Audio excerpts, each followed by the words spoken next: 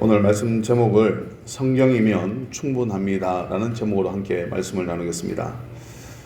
오늘은 우리 교회가 스승의 주일로 지킵니다. 5월달은 어린이날, 또 어버이날, 스승의 날 이렇게 3대 기념일이 있습니다. 그래서 우리 교회도 어린이 주일, 어버이 주일, 스승의 주일을 지킵니다. 사실 한국 교회는 어린이 주일과 어버이 주일은 잘 지키는 반면에 스승의 주일은 지키는 교회도 있고 지키지 않는 교회도 있습니다.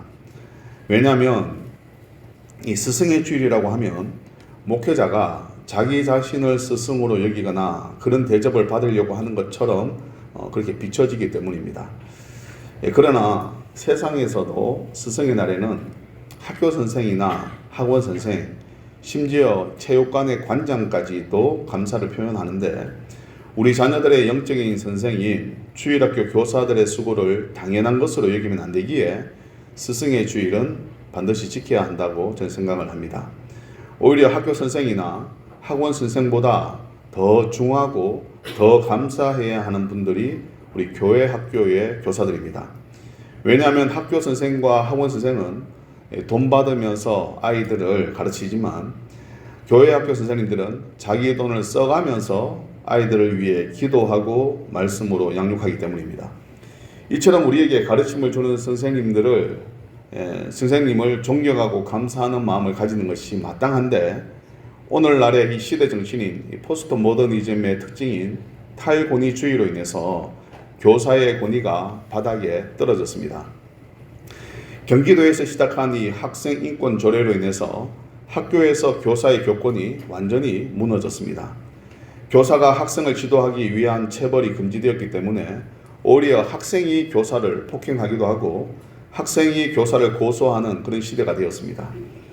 이 학생 인권 조례는 자녀가 부모에게 훈육당하면서 맞을 때에도 경찰에 고소하라고 학교에서 그렇게 가르칩니다. 우리 선민이 선우도 서울에서 학교 다닐 때 그렇게 배웠습니다. 이처럼 모든 권위에 대해서 학생의 인권과 권리를 주장하기 위해서 부당하다고 생각되는 권위에 맞서라고 하는 거죠. 이런 교육을 받은 자녀 세대들은 선생이나 부모를 고소하는 것에 대해서 별로 문제의식을 가지지 않습니다. 오히려 이렇게 행동할수록 주변에서는 용기 있는 사람이라고 기득권에 저항하는 사람이라고 잘하고 있다고 칭찬을 받습니다. 서울은 이 학생 인권 조례로 인해서 교권이 무너지고 교육이 안 되는 것 때문에 2024년도 작년에 학생 인권 조례를 폐기했습니다. 제가 여기에 와보니까 대구 경북은 아직 학생 인권 조례가 시행되지 않은 것 같습니다. 제 후배 중에 반동성애 운동을 하면서 각 학교에 성교육을 하는 후배가 있는데 이 대구 경북은 아직 학생 인권 조례가 시행되지 않아서 학교에서 동성애의 폐해들에 대해서 강의할 수 있다고 합니다. 서울이나 경기도는 이게 불가능하거든요. 지금 수도권에서는 반동성애 수업을 하지 못하게 되어 있습니다. 그런데 대구 경북은 감사하게 아직까지 할 수 있다라고 하더라고요. 즉 아직 대구 경북은 교권이 무너졌다라는 이 뉴스가 피부로 와닿지 않을 수 있지만 이 대구 경북만 벗어나도 우리나라의 교권은 심각한 수준입니다. 이번에 이 스승의 날을 맞이해서 전국 유, 초, 중, 고등학교 또 특수학교 교사들 대상으로 설문조사를 했습니다. 그 중에 58%가 교직을 떠날 고민을 하고 있다고 합니다. 10명 중 6명의 교사가 이직이나 사직을 고민한다고 응답한 것입니다. 그 이유 중에 가장 큰 원인은 이 교권 침해와 과도한 부모님의 민원 때문에 더 이상 교사 못하겠다라고 하는 거죠. 제 후배 중에 대구에서 중학교 선생을 하는 후배가 있는데 처음에는 기독교사로서 사명감을 가지고 의욕 있게 학원 복음화, 학교 복음화를 위해서 열심을 내더니 제가 와천교회에 부임하고 약 한 15년 좀 넘게 만에 다시 만났는데요. 그때의 그 사명감은 잘 보이지 않고 많이 지쳐 있습니다. 또 의욕이 상실된 듯한 그런 느낌을 받았습니다. 저를 오라버니라고 부르기도 하고 또 잘 따르고 또 제 아내의 자칭 팬클럽 1호다라고 하면서 참 우리 부부를 참 아끼고 좋아해 줬던 후배였는데, 그래서 저희도 참 아끼는 후배였는데 학교에서 마음을 참 많이 상했구나, 다쳤구나 라는 생각이 들어서 참 많이 안타까웠습니다. 이처럼 오늘날에는 학교 교육도 무너졌고 또한 가정 교육도 무너졌습니다. 이제 유일한 소망은 교회뿐이 없습니다. 어느 시대나 그랬듯이 항상 교회만이 세상의 유일한 소망입니다. 따라서 오늘날처럼 선생이 선생처럼 대우받지 못하는 이 시대에 유일한 소망이 교회에서 자녀 세대를 책임지는 교회학교 교사들만큼은 그들의 자존감과 사명감을 고취시켜 줄 필요가 있는 것입니다. 왜냐하면 교회학교 교사는 개인의 가치나 지식을 가르치는 것이 아니라 절대 진리인 하나님의 말씀을 가르치는 말씀 사역자이기 때문입니다. 교회학교 교사를 하찮게 여기는 것은 곧 그들이 가르치는 하나님의 말씀을 하찮게 여기는 것과 동일합니다. 교사를 존중하지 않는데 교사가 가르치는 그 가르침을 무게감 있게 받아들일 수가 있겠습니까? 그래서 저는 하나님의 말씀의 권위를 인정하기 위해서라도 스승의 주일은 꼭 지켜야 한다라고 생각을 합니다. 지난주에 어버이 주일을 맞이해서 우리가 부모를 존경해야 하는 이유가 바로 이 모든 권위를 주신 분은 하나님이시기 때문이라고 했습니다. 하나님의 권위를 인정하기 위해서, 하나님의 하나님됨을 인정하기 위해서 가장 기초적인 권위인 부모의 권위를 인정하며 부모를 공경해야 한다라고 했는데, 교사의 권위도 동일합니다. 하나님의 말씀을 가르치는 교사를 존중하지 아니하는 교회는 교사가 가르치는 하나님의 말씀도 하찮게 여길 확률이 굉장히 높습니다. 그래서 교회에서는 더욱 스승의 주의를 지켜야 한다고 저는 생각을 합니다. 우리는 흔히 교육이라고 하면 학습만을 생각을 하는 경우가 있는데, 학습은 교육의 일부분입니다. 교육이라는 것은 사람됨을 가르치는 것인데, 사람됨을 가르치는 교육에는 학습 교육이 있고 인성 교육이 있고 영성 교육이 있습니다. 이 세 가지 교육을 다 같이 하는 것이 교육입니다. 학습 교육은 학교나 학원에서 시키고 있고, 인성 교육은 가정에서 하고 있고, 영성 교육은 교회에서 합니다. 그러나 인간됨에 있어서 이 학습 교육보다 중요한 것이 바로 인성 교육이고, 인성 교육보다 중요한 것이 영성 교육, 즉 이 신앙 교육입니다. 그럼에도 불구하고 우리 크리스천 부모님들 중에는 신앙 교육이나 인성 교육보다 학습 교육을 우선시하여서 주일에 예배는 빠져도 학원은 빠지면 안 된다라고 가르치는 부모들이 있습니다. 이렇게 학습 교육만을 교육이라고 생각하고 우선시하는 부모들은 반드시 나중에 후회를 하게 됩니다. 주 안에서 자라나지 아니하는 자녀는 인성과 신앙 교육이 안 되었기 때문에 성공하면 성공할수록 자기 자신만 위하고 부모와 하나님을 외면할 확률이 매우 높기 때문입니다. 그래서 우리는 교육 중에서 가장 중요한 신앙 교육을 담당하는 교회 학교 교사를 귀하게 여기고 존중해야만 하는 것입니다. 우리 오늘 본문 말씀을 같이 한번 보겠습니다. 디모데후서 3장 16절 17절 말씀 다시 한번 보겠습니다. 시작. 모든 성경은 하나님의 감동으로 된 것으로 교훈과 책망과 바르게 함과 의로 교육하기에 유익하니 이는 하나님의 사람으로 온전하게 하며 모든 선한 일을 행할 능력을 갖추게 하려 함이라. 아멘. 성경은 한 사람의 교훈과 책망과 바르게 함과 의로 교육하기에 유익한 책이다라고 합니다. 또한 하나님의 사람으로 온전하게 하고 모든 선한 일을 행할 능력을 갖추게 한다라고 말씀을 합니다. 그 이유는 이 성경은 우리를 창조하신 하나님의 감동으로 된 것이기 때문입니다. 사랑하는 성도 여러분, 성경 안에는 우리 인생의 모든 문제의 해답이 있습니다. 우리는 성경의 이 충분성을 믿어야 합니다. 성경의 충분성이란 것은 인생에 있어서 모든 문제는 성경 안에 모든 답이 있으므로 우리 인생은 성경만으로 충분하다는 것을 믿는 것입니다. 세상에서 가장 똑똑한 민족이라고 하는 유대인들은 자녀 교육을 가정과 회당에서 합니다. 우리로 하면 교회와 가정에서 자녀를 교육시킵니다. 어떤 학교나 학원이 아니라 회당이 곧 이 학교인 것이죠. 가정이 곧 학교인 것입니다. 그런데 이들을 교육시키는 교재가 뭐냐면 바로 이 성경입니다.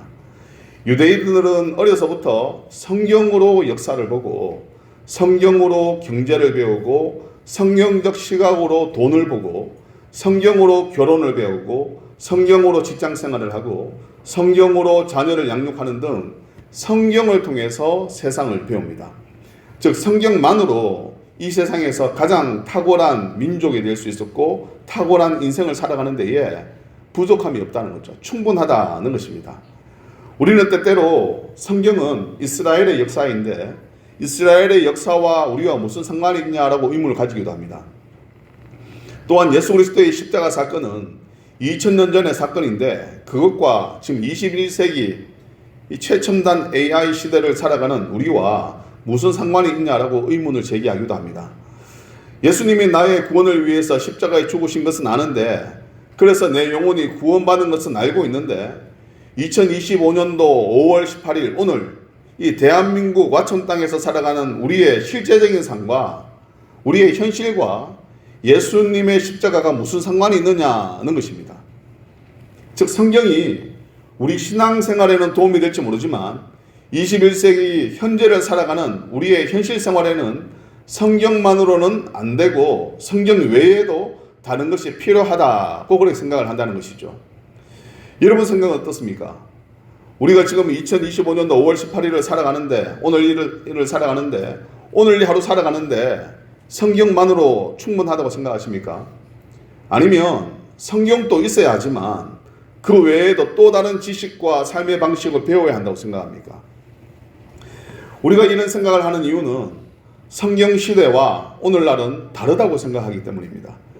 우리가 이렇게 생각하는 이유는 성경은 영혼 구원에 관한 책이지 우리의 실제적인 삶에 적용하기에는 우리 시대의 문화와 시대에 맞지 아니하는 그 말씀이라고 생각하기 때문입니다.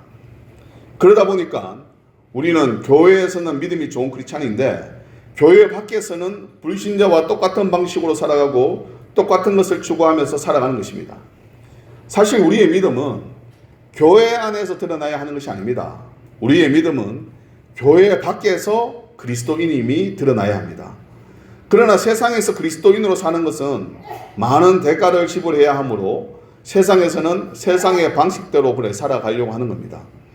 즉 우리는 세상의 빛과 소금인데 자꾸 교회 안에서 빛과 소금이 되고 교회 밖에서는 빛도 아니고 소금도 아닌 그런 성도들이 많다는 것입니다. 여러분 20세기의 기독교는 성경의 무호성에 도전을 받았습니다. 계몽주의 시대의 합리주의적인 사고에 영향을 받아서 성경 말씀 그 자체보다는 그 성경에 쓰여진 배경에 관심을 가지고 성경이 역사적으로 문화적으로 사회적으로 이것이 진짜인지 진리인지에 대한 도전을 참 많이 받았습니다. 이것을 이제 고등비평이라고 하는데요. 이런 시각으로 성경을 보니까 성경을 하나님의 말씀으로 보기보다는 성서, 우리는 여러분 성경으로 부르지만 그 외에 우리 다른 교단에서는 성서로 부르기도 하거든요. 성서라는 말은 그냥 거룩한 한 권의 책이라는 겁니다. 이 한 권의 책으로 보는 경향이 생겼습니다. 그러다 보니까 성경은 진리인가? 과연 성경은 믿을만한가? 성경은 성령의 영감으로 기록되었으며 권위가 있는가? 와 같은 이 성경 말씀의 권위에 대한 많은 도전들이 있어 왔습니다. 이러한 도전은 당시 많은 교회와 교단들이 성경의 모성의 의문을 제기하였고 성경이 하나님의 감동으로 쓰여졌다는 사실을 부인하게 만들었습니다. 이런 자유주의적인 해석은 성경 권위를 떨어뜨리고 절대 진리인 성경을 의심하게 만들었습니다.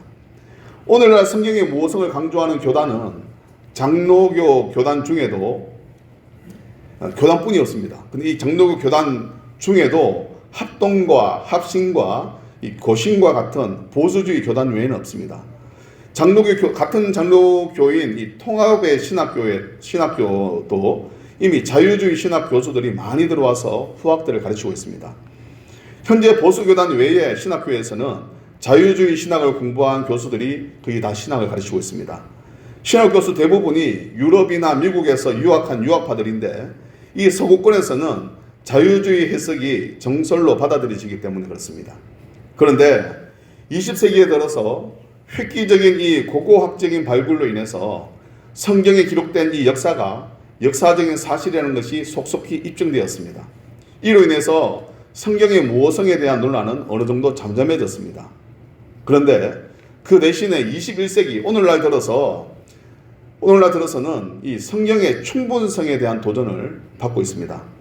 사랑하는 성도 여러분, 여러분은 성경을 믿습니까? 아니면 성경만 믿습니까?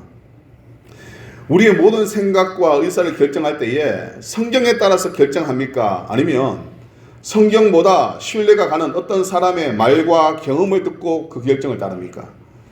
우리의 일상적인 모든 삶에서 어떤 일을 결정할 때에 성경 말씀을 따릅니까? 아니면 상황과 현실에 따라서 그때그때 우리의 결정과 선택이 달라집니까? 이 종교개혁자들이 로마 가톨릭에 대항해서 종교개혁을 단행할 때에 5가지 오직 교리를 두고 개혁을 했습니다. 이 오직이라는 이 라틴어는 솔라라고 하는데요. 첫 번째는 오직 성경이라는 뜻의 솔라 스크립투라, 두 번째는 오직 은혜라는 뜻의 솔라 그라티아, 세 번째는 오직 믿음이라는 뜻의 솔라 피데, 네 번째는 오직 그리스도라는 뜻의 솔라 크리스투스, 다섯 번째는 오직 하나님께 영광이라는 뜻의 솔라 데오 글로리아. 이 5가지 교리를 두고 종교개혁을 했습니다. 한 번씩 다 들어보셨죠? 외우지는 못해도 한번 들어봤을 겁니다. 여러분, 이 종교개혁자들은 이 5가지 오직 교리를 가지고 교회를 다시 세우려고 했습니다. 이 중에 첫 번째인 이 오직 성경으로는 나머지 4가지 오직 교리의 근간이 됩니다.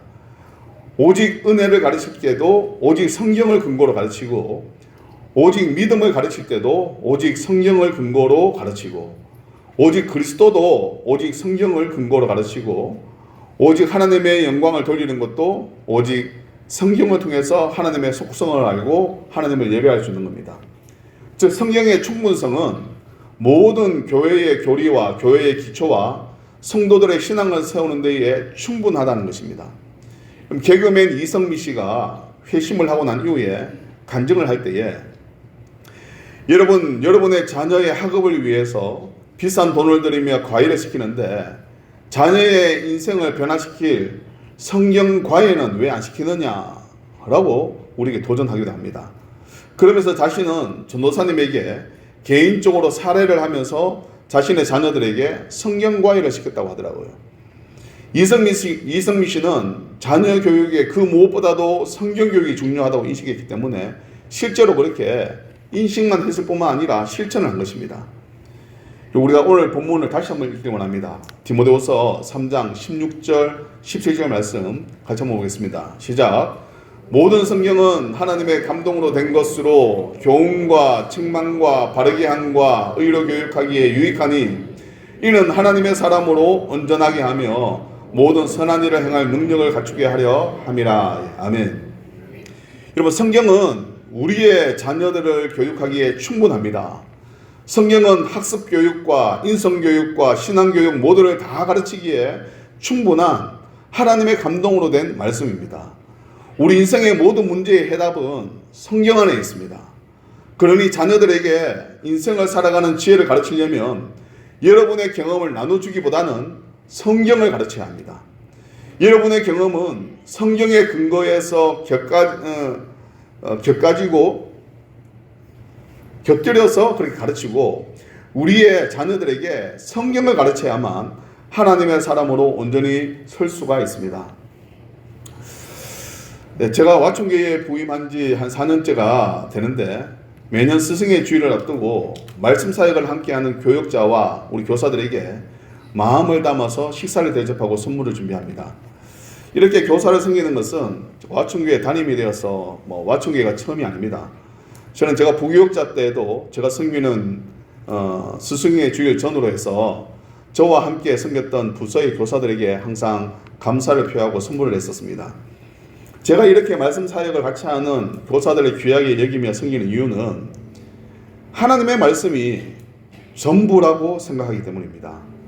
여러분, 말씀으로 안 되는 것은 다른 어떤 수단과 방법으로 안 된다고 저는 믿고 있습니다. 말씀이면 됩니다.